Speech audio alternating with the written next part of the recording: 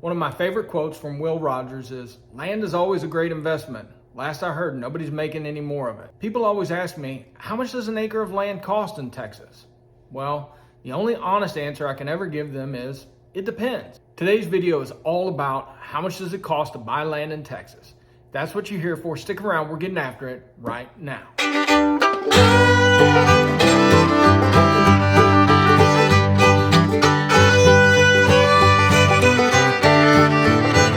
I did a video about the cost of running a ranch a few years back, and then by far it has been my most popular video. However, costs and prices have changed dramatically, and I didn't get the opportunity to dive into the cost of land as much as I needed to. So to get a fuller picture, you should probably watch both videos. I'm gonna put a link to the other one right up here so you can click over to it sometime. We're gonna use some academic exercises to help us understand some of the basic concepts and some of the basic principles that drive the value of land here in Texas. And we can apply those principles over different end use cases and over different areas across the state. By far, the most important factor when it comes to how much your land is gonna cost is when you buy it. This may seem counterintuitive at first, but I'll show you why this is so important. Texas A&M put out a study that basically said the raw cost of land across the state of Texas between 2000 and 2010 doubled, roughly doubled. Then between 2010 and 2020, it doubled again.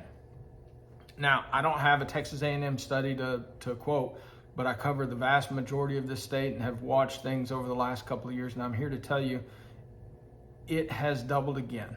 So this cycle or this process that used to take 10 years of the raw, rough cost per acre to double was shrunk over the last 2 years. I literally just got off the phone this morning from some clients who were looking to move here to Texas, and they'd been planning this process for some time, and they were really struggling with how much the land had appreciated and how much more expensive it had gotten over the last 2 years. And they have really struggled to find a place that met what they were looking for within their budget criteria. I had clients wanting to move to Texas from overseas, and of course, like anybody, they started, budgeting and planning for this years ago.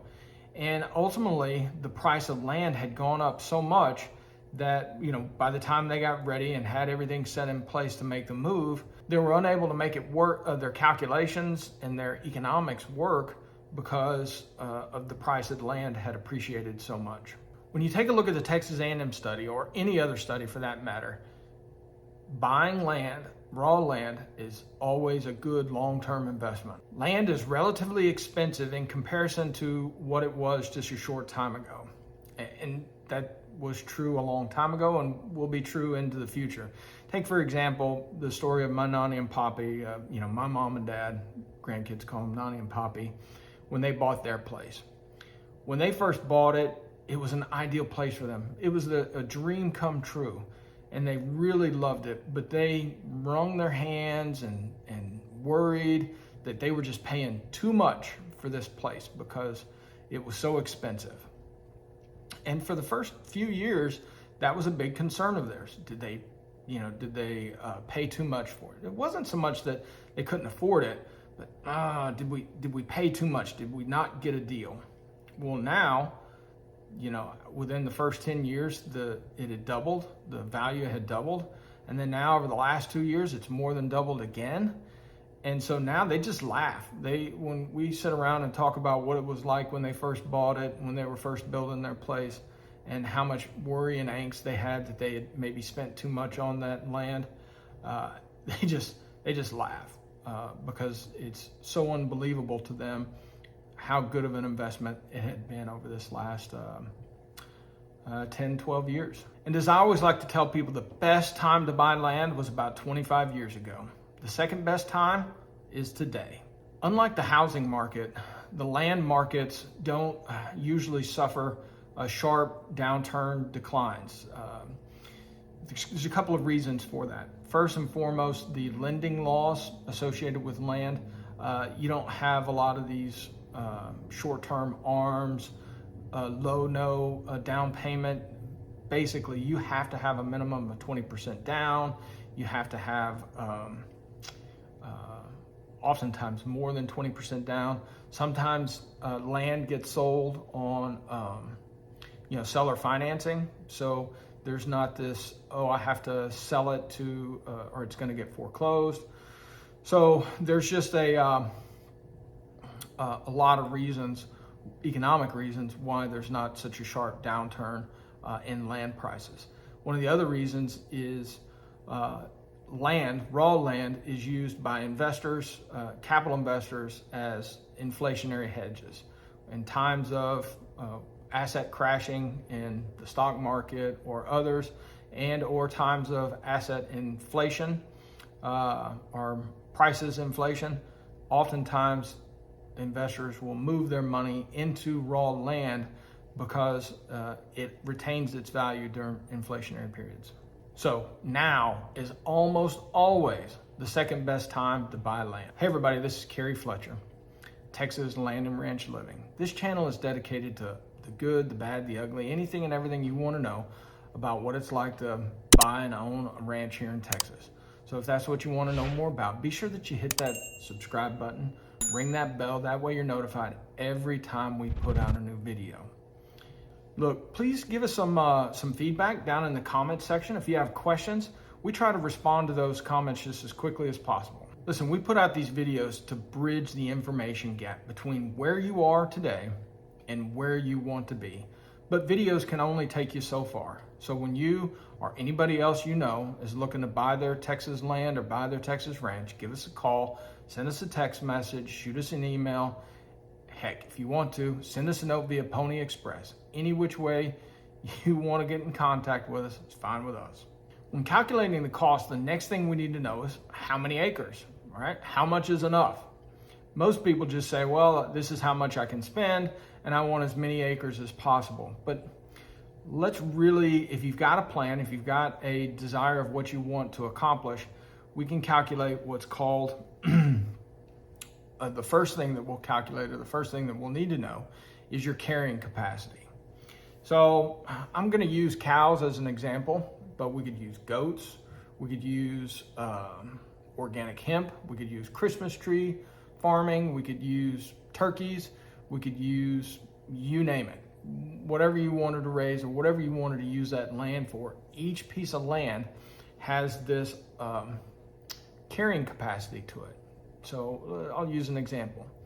In Rockdale, Texas, or in Milam County, generally, you'll have a carrying capacity of 1 cow-calf operation per 3 acres, right? So that's 3 acres for every cow-calf head that you want to run on that land. So depending upon how much money you want to make is how many calves that you want to sell each year. And then you calculate, well, okay, well, how many acres of land do I need to reach that capacity? And then you can do a combination of, well, this is how much I want to buy versus how much I want to lease. Now, just as an example of how carrying capacity is different across the state, in San Saba County and Mills County and that area up there, you're looking at about 15 acres per cow-calf operation. So you need a lot more land to run the same number of cattle. Now my cousin up there, they've got a large family place that we go up there for vacations and family reunions and things like that. But then they also, to make a living doing this, they lease land across 5 different counties: San Saba County, Brown County, Mills County, and Lampasas County and Hamilton County, just to have enough land to run enough cows. So one of the next factors, or the next most important factor in the cost of the land, is improvements. Okay, so I have this example. These brothers, great family, they clients of mine, they bought a place down in sort of South Texas. And when we started talking about, okay, and I communicated to them as I thought that the place that we were getting ready to put an offer in was just awesome. It was just a great place, and I thought it was priced very aggressively. And well, they came back and they said, well, take a look at this land, this land, this land, this land, and you can see that the price per acre is a lot cheaper for these other spots. Well, first, it's like, well, okay, well, do you want that land? Well, no, we don't want that land. We want this one. Okay, well, I just did some calculations of the improvements: fencing, cross fencing, wells, electricity, old-timey windmills, houses, roads, you name it. So I went down the list and I went down the cost of each one of those. And I said, okay, if you want to take one of these other pieces of land that's from your vision, from your idea, it's so much more affordable. Okay, if you buy that land, this is how much it's going to cost to make it look and have the same level of improvements and the same level of quality. And by the time you broke that down, it demonstrated clearly why it clearly demonstrated my point, which is why that property was such a great deal. And obviously they saw it, but there was something about it's something that they knew intuitively. When you ask that question, well, do you want to buy that other place? No, of course we don't want it. That's not what we want to do. Well, when you start running the numbers of how much all of those improvements, all that stuff cost, it immediately is like, oh yeah, that's why this one is, $1,000 more an acre than the rest of them. So along with the cost of improvements and it sort of factors in the value of time. Okay, so if you do, let's say they did decide to buy that quote unquote more affordable land and then do the improvements themselves, well, they would have had to spend 6 months, a year, 18 months trying to finish all those improvements, whereas they come in and it's already there, it's already done. And one of the best factors whenever you are looking at improvements and the value of time is trees. I was out showing a property just this weekend, and they had these huge mature oak trees on them, and I'm like, okay, because the buyer was sort of hemming and hawing and like, okay, I don't know, this is sort of expensive, it's more than, and I said, take a look at these trees. And I said, do you know how long it takes for these? Do you know how old these trees are? No. I said, at a minimum, some of the smallest trees out here are going to be 50, 60 years old. So you can't go out there and buy a raw piece of land, plant some of these trees around, and expect to get some of the same benefits. So that's what I'm talking about, the time value. Another great example to explain this is when my mom and dad did buy their place. It had one particular pasture, one of the best pastures, just had this crap grass on it. I forget the name of it, but it was something that their horses couldn't use. They couldn't sell it as hay, and it was one of the worst grasses possible. So you can fix that, but they had to literally plow up the entire thing, burn all the roots, and they had to go through this process, and it took them 3, 4, 5 years to fully convert and get rid of all that old bad grass and get it planted in a grass that you could actually use for hay production or use for their horses or have any value to sell whatsoever.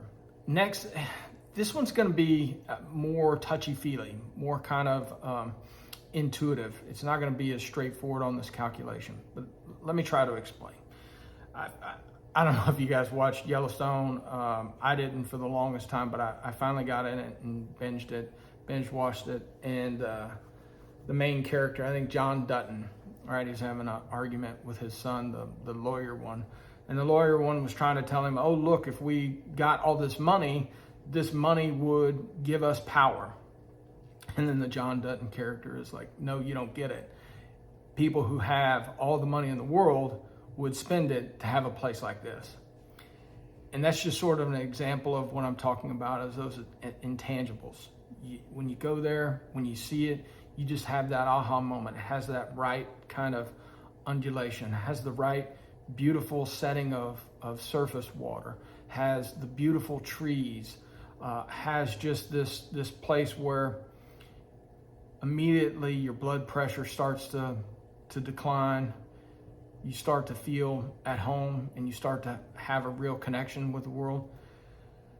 I can't say that you can't put a price on that, and it's just something that is important for you. It's one of those things that when you see it, you see it. But you need to know and understand that if you see it and if you feel it, it's going to come at a price. It's going to come at a cost because other people are going to value it.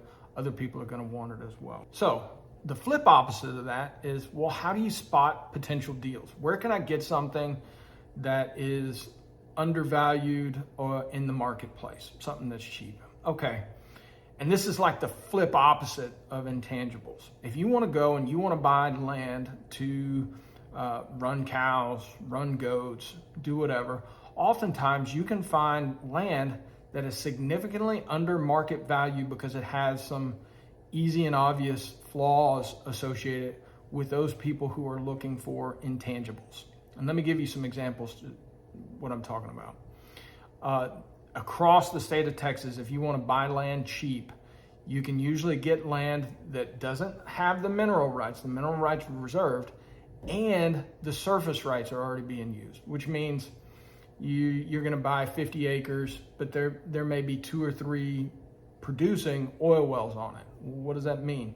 That means you're going to have maybe an acre or a half acre out of that you just can't use, and you're going to have oil trucks that come back and forth. They look ugly, it's inconvenient, but if you really want to own land, and you want to own as much land as you want because you want to run cows or you want to do whatever you want to do, man, that's a place to do it. You could get a lot more acreage for it.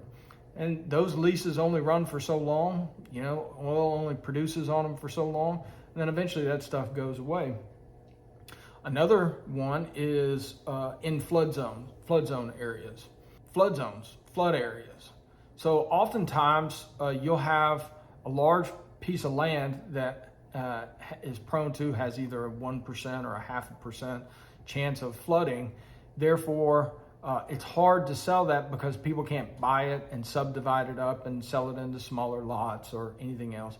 But as long as you have some really good spots where you can build on there, if the rest of that floods occasionally, so be it. And that's another way that you can find acreage that's at value.